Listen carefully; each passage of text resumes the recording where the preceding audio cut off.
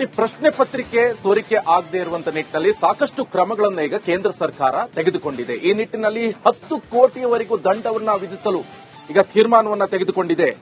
10 ಕೋಟಿ ತನಕ ದಂಡ ವಿಧಿಸಲು ಚಿಂತನೆ, ಅಪರಾಧಿಗಳಿಗೆ 10 ವರ್ಷ ಕಠಿಣ ಜೈಲು ಶಿಕ್ಷೆ, ಫಾಸ್ಟ್ ಟ್ರ್ಯಾಕ್ ಕೋರ್ಟ್ಗಳನ್ನ ಸ್ಥಾಪಿಸುವುದು, 3 ತಿಂಗಳಲ್ಲಿ ವಿಚಾರಣೆಯನ್ನ ಪೂರ್ಣಗೊಳಿಸಬೇಕು.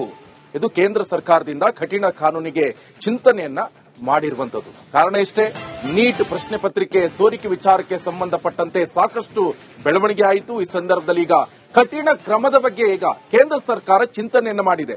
ಯಾವ ರೀತಿ ಕೇಂದ್ರ ಸರ್ಕಾರ ಸಾಲು ಸಾಲು ತೀರ್ಮಾನವನ್ನ ತೆಗೆದುಕೊಳ್ತಾ ಇದೆ. ನಂಬರ್ 1, 10 ಕೋಟಿಯ ತನಕ ದಂಡವನ್ನ ವಿಧಿಸಲು ಈಗ ಚಿಂತನೆ ಮಾಡಿದೆ ಕೇಂದ್ರ ಸರ್ಕಾರ. ಅಪರಾಧಿಗಳಿಗೆ 10 ವರ್ಷ ಕಠಿಣ ಶಿಕ್ಷೆ, ಜೈಲು ಶಿಕ್ಷೆ. ಇಷ್ಟು ಮಾತ್ರ ಅಲ್ಲ, ಫಾಸ್ಟ್ ಟ್ರ್ಯಾಕ್ ಕೋರ್ಟ್ಗಳನ್ನ ಸ್ಥಾಪನೆ ಮಾಡುವುದು, 3 ತಿಂಗಳಲ್ಲಿ ವಿಚಾರಣೆಯನ್ನ ನಡೆಸಬೇಕು, ಅದು ಕೂಡ ಪೂರ್ಣಗೊಳಿಸಬೇಕು ಎನ್ನುವಂತ ನಿಟ್ಟಿನಲ್ಲಿ ಇವಾಗ ನನ್ನ ಕಲೀಗ್ ಅಭಿಷೇಕ್ ನೇರ ಸಂಪರ್ಕದಲ್ಲಿ ಜಾಯ್ನ್ ಆಗ್ತಾ ಇದ್ದಾರೆ ನ್ಯೂಸ್ ಡೆಸ್ಕ್ ಇಂದ. ಸದ್ಯ ಏನೇನು ಅಪ್ಡೇಟ್ ಲಭ್ಯವಾಗ್ತಾ ಇದೆ ಈ ವಿಚಾರಕ್ಕೆ ಸಂಬಂಧಪಟ್ಟಂತೆ? ಈ ಕಠಿಣ ನಿರ್ಧಾರಗಳ ವಿಚಾರಕ್ಕೆ ಬರೋದಾದ್ರೆ ಇದು ಎಷ್ಟು ಮಟ್ಟಿಗೆ ಇಂಪ್ಲಿಮೆಂಟ್ ಆಗುತ್ತೆ ಅಂತ? ಒಂದು ವಿಚಾರ ಇಲ್ಲಿ ಗೊತ್ತಾಗ್ತಿರುವಂತದ್ದು, ಫಾಸ್ಟ್ ಟ್ರ್ಯಾಕ್ ಕೋರ್ಟ್ ಅನ್ನ ಸ್ಥಾಪನೆ ಮಾಡ್ತೀವಿ, 3 ತಿಂಗಳ ಒಳಗಡೆ ಈ ಒಂದು ಅಪರಾಧಿಗಳು ಯಾರಿರ್ತಾರೆ, ಅಂದ್ರೆ ಪ್ರಶ್ನೆ ಪತ್ರಿಕೆ ಸೋರಿಕೆ ಮಾಡುವಂತ ಅಪರಾಧಿಗಳು ಯಾರಿರ್ತಾರೆ ಅವರ ವಿರುದ್ಧ ನಿರ್ದಾಕ್ಷಿಣ್ಯ ಕ್ರಮವನ್ನು ತೆಗೆದುಕೊಳ್ತೇವೆ. ಅಲ್ಲಿಗೆ 10 ಕೋಟಿ ರೂಪಾಯಿ ಪೆನಾಲ್ಟಿಯನ್ನ ಅವ್ರ ಮೇಲೆ ಹಾಕಬೇಕು, 10 ವರ್ಷ ಜೈಲು ಶಿಕ್ಷೆಯನ್ನ ಅವರು ಕೊಡಬೇಕು ಅಂತ ಪ್ರಸ್ತಾವನೆ ಬಂದಿದೆ. ಆದ್ರೆ ಇದನ್ನ ಯಾವ ರೀತಿ ಕಾನೂನಾತ್ಮಕವಾಗಿ ಕಾಯ್ದೆ ಮುಖಾಂತರ ಸಂಸತ್ನಲ್ಲಿ ಕೊಟ್ಟು ಅದನ್ನ ಸಂಸತ್ನಲ್ಲಿ ಈ ಒಂದು ಬೇಡಿಕೆಯನ್ನ ಈಡೇರಿಸಿಕೊಳ್ತಾರೆ ಅನ್ನೋದು ಒಂದ್ ಕಡೆಗೆ ಆಯ್ತು ಅಂದ್ರೆ, ಖಂಡಿತವಾಗಿಯೂ ಇಂಥ ಶಿಕ್ಷೆಯ ಪ್ರಮಾಣ ಮತ್ತಷ್ಟು ಹೆಚ್ಚಾಗಬೇಕು ಅನ್ನೋದು ಸಿಜೆಪಿಯ ಆಗ್ರಹ ಆಗಿದೆ. ಇಲ್ಲಿ 2 ಪರ್ಯಾಯ ಆಯಾಮಗಳನ್ನ ನಾವು ನೋಡಬೇಕಾಗುತ್ತೆ. ಯಾಕಂದ್ರೆ ಸಿಜೆಪಿರವರು ಪ್ರತಿಭಟನೆ ಮಾಡ್ತಾ ಇದ್ದು, ಕಾಂಗ್ರೆಸ್ ರವರು ಪ್ರತಿಭಟನೆ ಮಾಡ್ತಾ ಇದ್ದು, ದೇಶಾದ್ಯಂತ ವಿದ್ಯಾರ್ಥಿಗಳು ಪ್ರತಿಭಟನೆ ಮಾಡ್ತಾ ಇದ್ದು ನೀಟ್ ಪ್ರಶ್ನೆ ಪತ್ರಿಕೆ ಸೋರಿಕೆ ವಿರುದ್ಧ. ಈ ವಿಚಾರವಾಗಿ ಮೌನ ಮುರಿಬೇಕಾಗಿದ್ದಂತ ಕೇಂದ್ರ ಶಿಕ್ಷಣ ಸಚಿವರಾಗಿರ್ಬೋದು, ಪ್ರಧಾನಿರವರು ನಿನ್ನೆ ಅಷ್ಟೇ ಒಂದು ವಿಡಿಯೋನ ಮಾಡಿ ಹಾಕಿದ್ದಾರೆ. ಅಲ್ಲಿಗೆ ಈ 1.5 ತಿಂಗಳಿನಿಂದ ನಾವು ಮಾತಾಡದಿರೋದನ್ನ ಇವಾಗ ಮಾತಾಡಿದೀವಿ ಅಂತ ತೋರಿಸುವಂತ ಪ್ರಯತ್ನವನ್ನ ಕೇಂದ್ರ ಸರ್ಕಾರ ಮಾಡಿದ್ದು ಈಗ ಒಂದ್ ಕಡೆಗೆ ಆಯ್ತು ಅಂದ್ರೆ, ಈ ಕಾನೂನನ್ನ ಸಿದ್ಧಪಡಿಸೋದಕ್ಕಾಗಿರ್ಬೋದು ಅಥವಾ ತಪ್ಪಿತಸ್ಥರ ವಿರುದ್ಧ ಏನು ಕ್ರಮವನ್ನ ತೆಗೆದುಕೊಳ್ಬೇಕಾಗತ್ತೆ ಅನ್ನೋದಕ್ಕೆ ಕಾನೂನು ತಜ್ಞರ ಅಭಿಪ್ರಾಯ ಸಲಹೆಯನ್ನ ಪಡೆದು ಕೊನೆಗೂ ಒಂದು ವಿಡಿಯೋ ಮಾಡಿದ್ದಾರೆ ಅಂತ ಒಂದಿಷ್ಟು ಮೂಲಗಳು ಹೇಳ್ತಿರುವಂತದ್ದು. ಇವತ್ತು ಒಂದು ವಿಶೇಷ ಕ್ಯಾಬಿನೆಟ್ ಅನ್ನ ಕರಿತೀನಿ, ಕ್ಯಾಬಿನೆಟ್ ಜೊತೆ ಮಾತನಾಡ್ತೇನೆ ಅಂತ ಪ್ರಧಾನಿರವರು ಹೇಳಿದ್ರು. ಅದರಂತೆ ಈಗ ಕ್ಯಾಬಿನೆಟ್ ಸಭೆ ಮುಕ್ತಾಯ ಆಗಿದೆ. ಈಗ ಸಚಿವರು ಕೂಡ ಮಾತನಾಡೋದನ್ನ ಗಮನಿಸಿದ್ದೇವೆ. ಈ ಒಂದು ಕ್ಯಾಬಿನೆಟ್ ನಲ್ಲೂ ಕೂಡ ಈ ವಿಚಾರವನ್ನ ಪ್ರಸ್ತಾಪ ಮಾಡಿ ಇಡೀ ಕ್ಯಾಬಿನೆಟ್ ನ ಅಪ್ರೂವಲ್ ಅನ್ನ ಪಡೆದು ಇದನ್ನ ಪಾರ್ಲಿಮೆಂಟ್ ನಲ್ಲಿ ತಿಳಿಸುವಂತ ಪ್ರಯತ್ನಕ್ಕೆ ಪ್ರಧಾನಿರವರು ಮುಂದಾಗ್ತಾರೆ ಸೋಮವಾರ.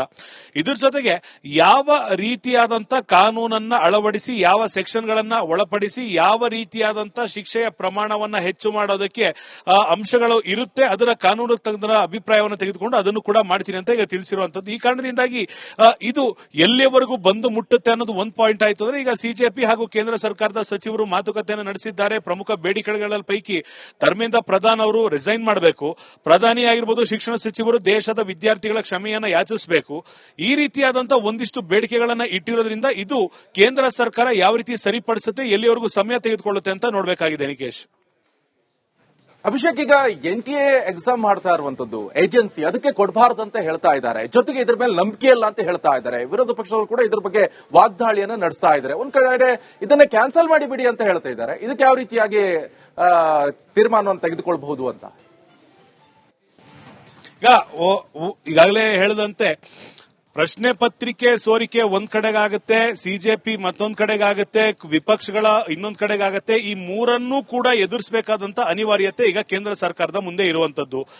ಈ ಪ್ರಶ್ನೆ ಪತ್ರಿಕೆ ಎಲ್ಲಿಂದ ಸೋರಿಕೆ ಆಗುತ್ತೆ ಅನ್ನೋ ಒಂದು ಮೂಲವನ್ನ ಕಂಡುಹಿಡಿದು ಶಿಕ್ಷಣ ಅಂದ್ರೆ ಅಧಿಕಾರಿ ವೃಂದದಲ್ಲ ಅಥವಾ ಸಿಬ್ಬಂದಿ ವೃಂದದಲ್ಲ ಅಥವಾ ಯಾವ್ದಾದ್ರು ಪಕ್ಷದ ಕಾರ್ಯಕರ್ತರು ಇದನ್ನ ಮಾಡ್ತಾರಾ, ಒಂದು ವೇಳೆ ಯಾರೇ ಮಾಡಿದ್ರು ಕೂಡ ಯಾವ ಹಂತಕ್ಕೆ ಯಾವ ಶಿಕ್ಷೆ ಯಾವ ರೀತಿಯಾದಂತ ಪೆನಾಲ್ಟಿಯನ್ನ ಹಾಕಬೇಕು ಅಂತ ತೀರ್ಮಾನ ಮಾಡ್ತಾರೆ. ಇದ್ರ ಜೊತೆಗೆ ಈಗಾಗಲೇ ನಾನು ಹೇಳಿದಂತೆ ಸೋರಿಕೆಯನ್ನ ತಡೆಗಟ್ಟೋದಕ್ಕೆ AI ತಂತ್ರಜ್ಞಾನವನ್ನ ಬಳಸಿ ಪರೀಕ್ಷೆಗಳನ್ನ ಯಾವ ರೀತಿ ಮಾಡಬೇಕಾಗುತ್ತೆ ಮುಂದಿನ ದಿನಗಳಲ್ಲಿ, ಅದ್ರ ಜೊತೆಗೆ ಎಲ್ಲೆಲ್ಲಿ ಲೀಕೇಜ್ ಆಗ್ತಿತ್ತು ಆ ಲೀಕೇಜ್ ಅನ್ನ ತಡೆಯೋದಕ್ಕೆ ಏನೆಲ್ಲ ಹೊಸ ಅಂಶಗಳನ್ನ ಕಾರ್ಯಗತ ಮಾಡಲಾಗುತ್ತೆ ಅನ್ನೋದು ಕೂಡ ಇವತ್ತು ಮಾತುಕತೆ ಆಡಿರುವಂತದ್ದು. ಇವತ್ತು ಅಡಿಪಾಯ ಅಂತ ಹೇಳ್ಬೋದು.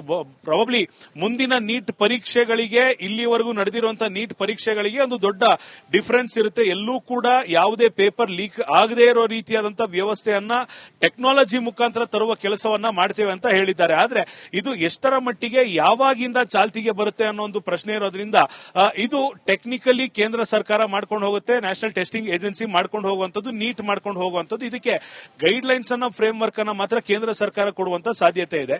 ಮತ್ತೊಂದು ಕಡೆಗೆ ಸಿಜೆಪಿರವರು ಪ್ರತಿಭಟನೆಯನ್ನ ಬಿಡ್ತಾರಾ? ಈಗ ಸಿಜೆಪಿರವರ ಪ್ರತಿಭಟನೆ ನಡೀತಾ ಇದ್ದಿದ್ದು ನೀಟ್ ವಿದ್ಯಾರ್ಥಿಗಳ ಆಗಿರುವಂತ ಅಸಮಾಧಾನದ ವಿರುದ್ಧ, ಅವರಿಗೆ ಆಗಿರುವಂತ ಮೋಸದ ವಿರುದ್ಧ. ಈಗ ಸೋನಂ ವಾಂಗ್ಚುಕ್ ರವರು ದೆಹಲಿಯಲ್ಲಿ ಕುಳಿತುಕೊಂಡು ಕೇಂದ್ರ ಸರ್ಕಾರದ ಸಚಿವರ ಜೊತೆ ಮಾತನಾಡಿದ್ದಾರೆ. ಅಲ್ಲಿ ಅವರ ಬೇಡಿಕೆಗಳನ್ನ ಇಟ್ಟಿದ್ದಾರೆ. ಒಂದು ದಿನದ ಸಮಯಾವಕಾಶವನ್ನ ಕೇಂದ್ರದ ಸಚಿವರು ಕೋರಿರುವಂತದ್ದು. ಅಷ್ಟು ಬೇಡಿಕೆಗಳನ್ನ ಈಡೇರಿಸಕ್ಕಾಗುತ್ತೋ ಆಗಲ್ವೋ ಅನ್ನೋದು ಕೇಂದ್ರ ಸಚಿವರಿಗೆ ಬಿಟ್ಟಂತ ಅಥವಾ ಯೂನಿಯನ್ ಮಿನಿಸ್ಟರ್ಗೆ ಬಿಟ್ಟಂತ, ಯೂನಿಯನ್ ಗವರ್ಮೆಂಟ್ಗೆ ಬಿಟ್ಟಂತ ಪ್ರಶ್ನೆ ಆಗುತ್ತೆ. ಆದ್ರೆ ಇವುಗಳನ್ನ ಸರಿಪಡಿಸೋದಕ್ಕೆ ಸಮಯವನ್ನು ತೆಗೆದುಕೊಂಡಿದ್ದಾರೆ. ಪ್ರತಿಭಟನೆಯನ್ನ ಕೈ ಬಿಡಿ ಅಂತ ಕೇಂದ್ರ ಸರ್ಕಾರದಿಂದಲೂ ಕೇಳ್ಕೊಂಡಿದ್ದಾರೆ. ಇಬ್ರು ಕೂಡ ಬೇಡಿಕೆಗಳನ್ನ ಈಡೇರಿಸುವವರೆಗೂ ಇಬ್ರು ಕೂಡ ಒಂದು ಹೆಜ್ಜೆಯನ್ನ ಹಿಂದೆ ಇಡೋದಕ್ಕೆ ಸಿದ್ಧರಾಗಿಲ್ಲ ಅನ್ನೋದು ಈಗ ಅರಿವಾಗ್ತಾ ಇರುವಂತದ್ದು. ಈ ಕಾರಣದಿಂದ ಪ್ರಾಬಬ್ಲಿ ಕಾದು ನೋಡಬೇಕಾದ ತಂತ್ರವನ್ನ ಈಗ ಸಿಜೆಪಿ ಕೂಡ ಪಾಲಿಸ್ತಾ ಇರುವಂತದ್ದು. ಸಿಜೆಪಿ ಜೊತೆ ಬೆಂಬಲವನ್ನ ನೀಡಿರುವಂತಹ ವಿಪಕ್ಷಗಳು ಕೂಡ ಈಗ ಇದೇ ಐಡಿಯಾಲಜಿಯಲ್ಲಿರುವಂತದ್ದು. ಪ್ರಧಾನಿರವರು ಯಾವುದೇ ಬೇಷರತ್ ಕ್ಷಮೆ ಯಾಚಿಸಬೇಕು, ಯಾವುದೇ ಕಾರಣಕ್ಕೂ ಕೂಡ ಧರ್ಮೇಂದ್ರ ಪ್ರಧಾನ್ ರವರನ್ನ ಸಂಪುಟದಿಂದ ತೆಗೆಯೋವರೆಗೂ ನಾವು ಬಿಡೋದಿಲ್ಲ ಅಂತ ಹೇಳಿದ್ರೆ ಆ ಮಾತಿಗೆ ವಿಪಕ್ಷ ಆಗಿರಬಹುದು, ಸಿಜೆಪಿ ಈಗ ಭದ್ರಾಗಿರುವಂತದ್ದು. ಎಲ್ಲಿವರೆಗೂ ಹೋಗಿ ಮುಟ್ಟುತ್ತೆ ಇದನ್ನ ನೋಡಬೇಕಾಗಿದೆ. Nikesh, okay, thank you Abhishek ನಿಮ್ಮೆಲ್ಲ ಮಾಹಿತಿಗೆ.